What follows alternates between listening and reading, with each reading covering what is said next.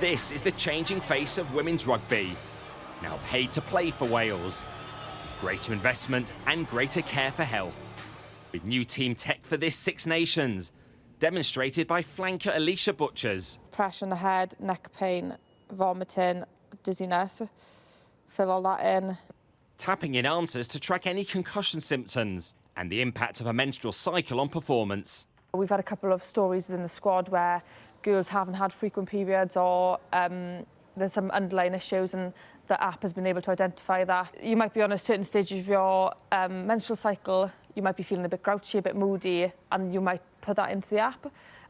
However, you might be concussed, and then they'll be able to identify if that's the phase of your cycle that you're naturally going to be feeling that way, or it's due to the concussions. Concussion a big concern in rugby. More than 350 former male players are suing, with 90 this week joining the legal action, claiming rugby authorities failed to take reasonable action to protect them. Research on the impact on female players indicates they could be more likely to get concussed with more severe symptoms than men.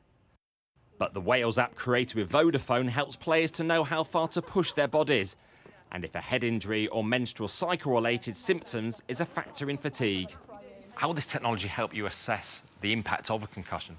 I've had concussion in the past and we didn't have the technology then, and I think it would have been super beneficial for me to kind of understand like how I'm feeling at the time might be normal, and I wasn't sure like, is this what I'm meant to feel like, is this, you know, just where I am in my cycle? So having that understanding I think is so important. And this is about perfecting performance with a World Cup next year.